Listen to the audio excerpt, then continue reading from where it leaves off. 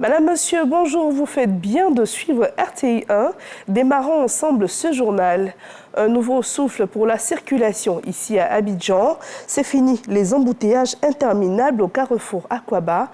Hier, le vice-président Tiemokomele Kone a inauguré le nouvel échangeur, un grand projet financé à hauteur de 31,2 milliards de francs CFA. Mahama Traoré et Jérôme Buré. Après 38 mois de travaux, c'est la métamorphose au carrefour Akwaba. Cette célèbre intersection, située à Port-Boué, non loin de l'aéroport international d'Abidjan, présente désormais un visage plus imposant, caractérisé par ce pont en dalle, cet échangeur et un carrefour giratoire offrant plusieurs possibilités de circulation aux usagers. Ce mercredi, le vice-président Tiemokomele Kone inaugure l'ouvrage en présence de plusieurs présidents d'institutions et membres du gouvernement. Pour le premier magistrat de Port-Boué, sa commune se réjouit d'abriter un édifice, symbole de l'hospitalité ivoirienne. C'est pourquoi, Excellence, Monsieur le Vice-président, je voudrais exprimer notre gratitude au gouvernement et vous prier de bien vouloir traduire à son Excellence, Monsieur Alassane Ouattara, président de la République de Côte d'Ivoire, toute notre reconnaissance pour cet ouvrage et pour tous les projets structurants qu'il développe sur les terres de Port-Boué. Cet ouvrage est une des composantes du PACOGA, projet d'intégration port-ville du Grand Abidjan, financé par le groupe de la Banque mondiale à hauteur de 31,2 milliards de francs CFA. L'objectif principal est d'améliorer la mobilité dans le district d'Abidjan, qui concentre 36% de la population urbaine en Côte d'Ivoire. Cette réalisation pour nous est un exemple de collaboration exemplaire entre la Banque mondiale et l'État ivoirien. Et on espère que cela pourra redéfinir l'avenir des transports à Abidjan et transformer la mobilité urbaine dans notre capitale économique. La réalisation inaugurée ce jour ne constitue que la première phase du projet du carrefour Akwaba. La seconde phase du projet portera sur la réalisation d'une connexion directe du boulevard de Marseille au carrefour Akwaba afin de résoudre les problèmes d'engorgement au niveau du carrefour ancien Koumassi. Le président de la République, son Excellence Alassane Ouattara, nous offre ce troisième échangeur sur le boulevard Félix Houphouët-Boigny. Et ce n'est pas tout. D'ici la fin du mois de juillet, il nous offrira un quatrième ouvrage sur ce boulevard au niveau du grand carrefour de Koumassi, dont les travaux avancent bien à un rythme accéléré, mais qui constitue encore un point d'engorgement. Au regard de l'impact des infrastructures routières sur le quotidien des populations, le vice-président de la République engage le gouvernement à poursuivre la dynamique.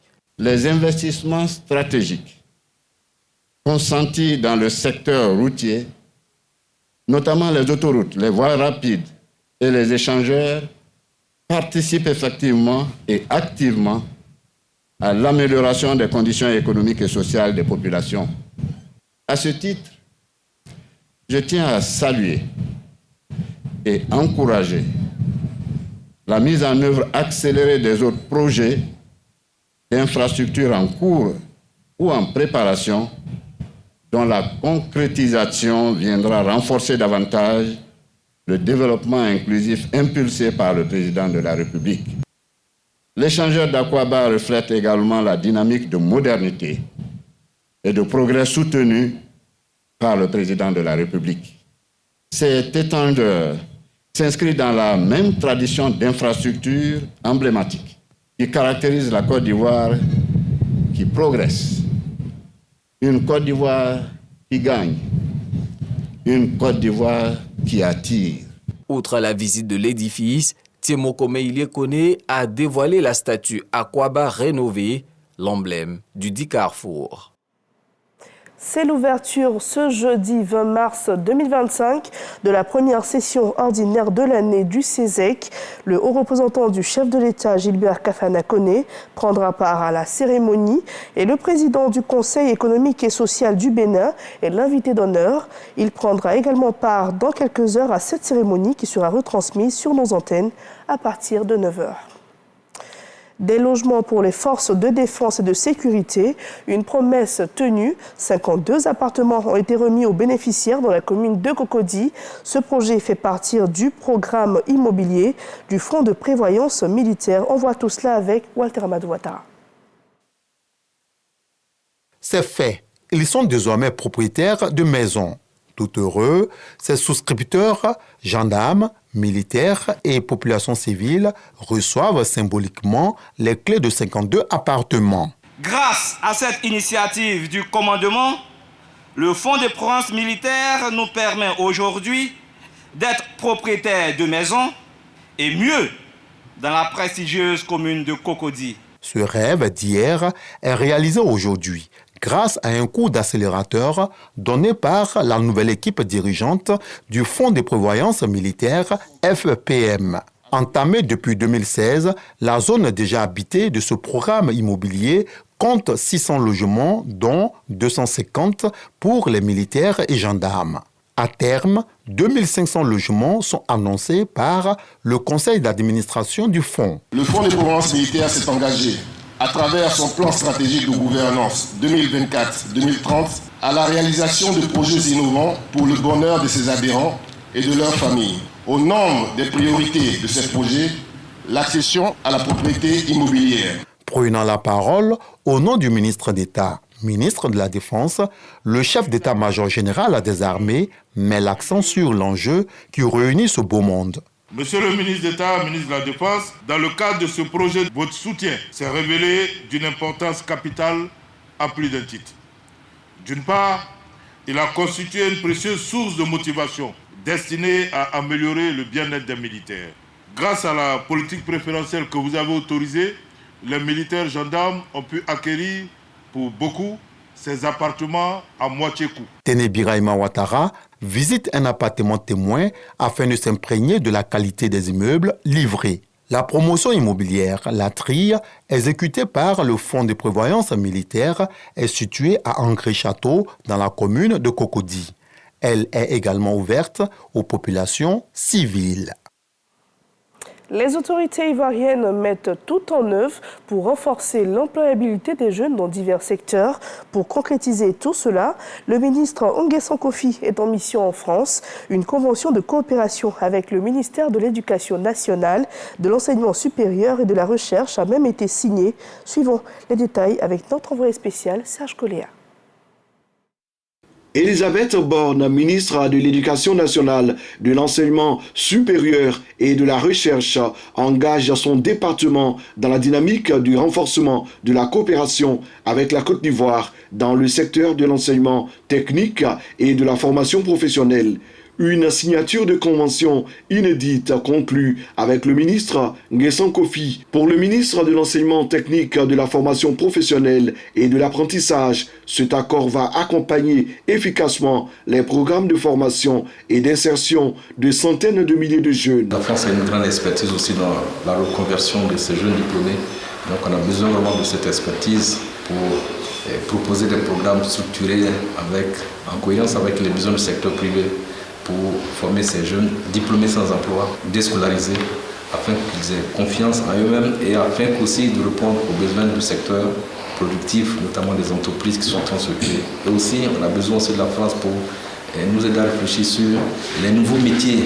On parle aujourd'hui de l'intelligence artificielle, on parle de transition écologique, des changements climatiques, les nouveaux métiers dans ces secteurs, comment élaborer les programmes de formation, comment former les formateurs et comment adresser au mieux ces questions. Selon l'ancienne première ministre du gouvernement Macron de 2022 à 2024, ce premier partenariat dans le domaine est essentiel pour construire un avenir commun. Plusieurs axes de collaboration prioritaires meublent ce protocole, entre autres l'échange d'expertise, l'adaptation des formations et l'inclusion de tous dans les filières de formation technique et professionnelle. Pour faciliter la mobilité des agents sur le terrain ici en Côte d'Ivoire, 9 régions ont reçu chacune un véhicule dans le cadre du projet d'insertion professionnelle du C2D. De plus, 7 autres véhicules ont été remis à l'agence Emploi Jeunes et au ministère de tutelle, le tout d'une valeur de plus de 434 millions de francs CFA. Didier Nguessan nous fait le point. 16 véhicules pour renforcer la mobilité des équipes en charge du programme d'insertion socio-professionnelle et citoyenne de la jeunesse ivoirienne. Il s'agit de la phase 3 du contrat de désendettement et de développement C2D qui lie le gouvernement de Côte d'Ivoire à l'Agence française de développement. Au nombre des bénéficiaires, 9 régions, entre autres le Lodjibois, l'Ifou, les Grands Ponts, la Maraoué et le Nzi. Nous assistons à un moment important où la collaboration entre le gouvernement et les collectivités territoriales en matière d'amélioration de l'employabilité et de l'emploi des jeunes est mise en avant à travers un appui logistique du projet. Ce programme vise à contribuer à l'insertion de 81 420 jeunes pour un coût global de 51 600 millions de francs CFA. Plus de 50 000 jeunes ont ainsi été accompagnés à travers des dispositifs de renforcement de leur employabilité, à travers des stages, des chantiers écoles ou d'entrepreneuriat avec l'appui à la structuration de business plans, l'obtention d'un crédit pour démarrer un projet, un business. Ces moyens logistiques permettront un meilleur suivi des jeunes bénéficiaires dans chaque localité.